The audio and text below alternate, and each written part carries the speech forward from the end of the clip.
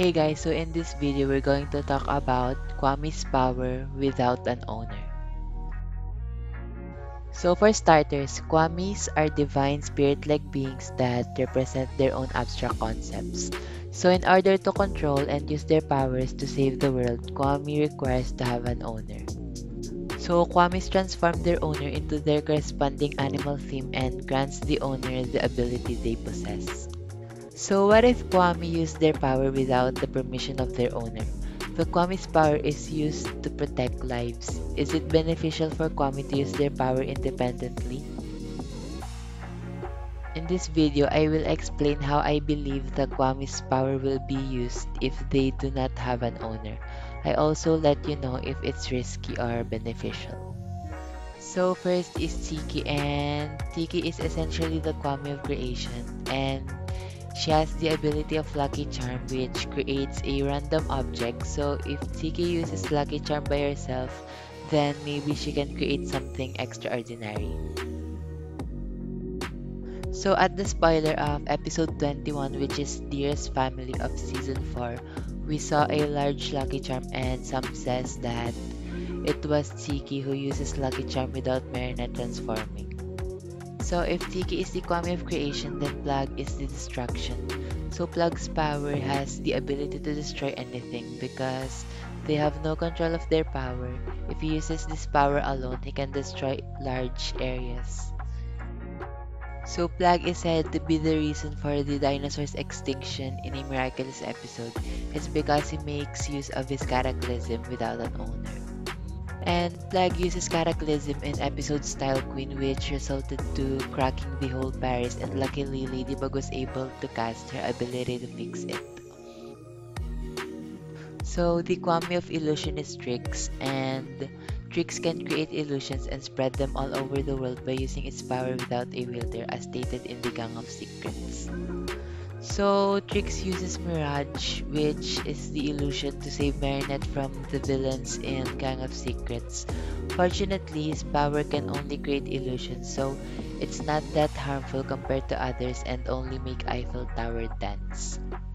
So, Waze is the Kwame of protection, and Waze's power, in my opinion, is advantage because it creates a shield when used, and I believe that if Waze used his power without an owner, it would only create a large shield to protect them. So Pollen is the Kwame of subjection, granting his power the ability to immobilize their opponent. I believe that if Pollen uses his power without an owner, he can create a sting that will render everyone immobilized. In Miracle Queen, Chloe stings almost everyone and makes them her subjects. I believe that if Pollen misuses his power, the outcome will be similar to Chloe. But Chloe was akumatized so that she got a little power up there. So Nur is the Kwame of transmission, and he grants his owner the ability to akumatize and use this power for good, but his miraculous ain't used for good. So Hawkmoth discovered a way to increase his power and akumatize almost everyone. I believe Nur can do the same if he uses his power without a wielder. So Dusu is the Kwame of emotion. It grants her owner the ability to amokaize an object, turning it into a sentimonster. Although the owner can free the amok anytime they wishes.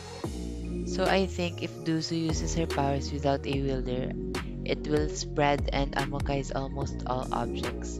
Though I believe she will be able to retrieve it, it's up to Dusu to decide whether she wants the sentimonster to be good or evil. But maybe she can control the sentimonster she create, like when Master Fu created Feast. So next is Kalki, and Kalki is the Kwame of teleportation, and its power will grant its wielder the ability to cast Voyage, which creating portals between dimensions. So Kalki uses Voyage multiple times in Season 4, and the exchange of having to use portal without his owner is the gravitational pull of the portal is stronger, resulting to other things absorbed in the portal and teleport it to another location.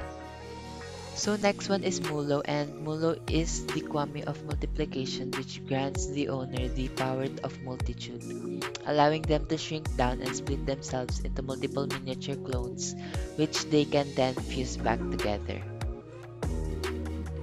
So I believe that if Mulo uses her power without an owner, she will shrink and multiply into miniature Mulo. We also saw in Mega Leech that Polymos can shrink and multiply things like Ladybug's Lucky Charm, and I think it will be the same for Mulo. So next is Sass, and Sass is the Kami of Intuition.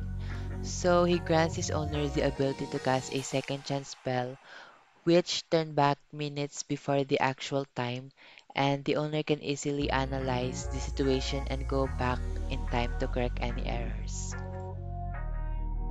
So in my opinion, Sa's second chance is dangerous since time traveling is risky and maybe he will create a time loop that send everyone back in time, but probably in some point, Sas is the only one that can travel like Viperion.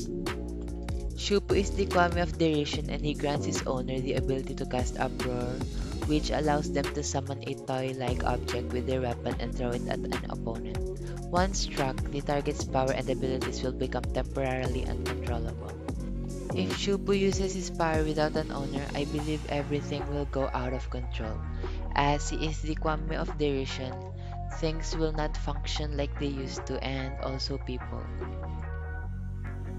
So Fluff is the Kwame of Evolution and granting her owner the ability to cast Burrow, allowing them to teleport through time and space.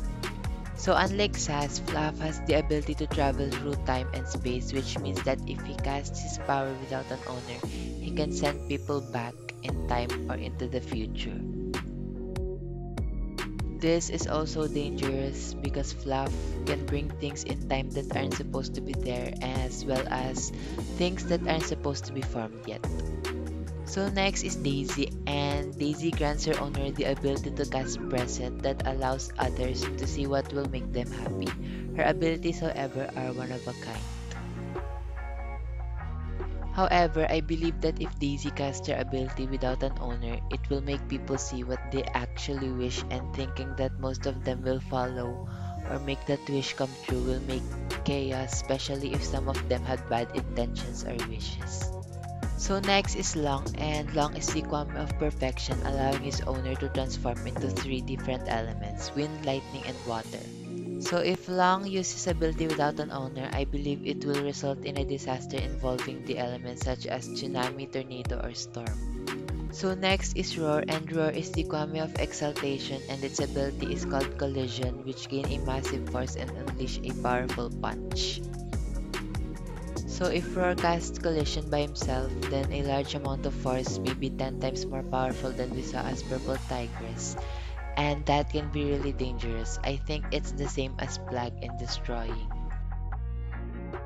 Next is Leary, and Leary is the Kwame of Freedom and she grants her owner the ability to use Liberation, which she can use to free someone from mental or emotional constraints that limit their actions. If Leary uses her power without a wielder, she will be able to free everyone from their mental and emotional constraints, but this will cause a huge problem because not everyone is good. These are just my thoughts and some of them might be actually true and we might see them use their power by themselves in the future.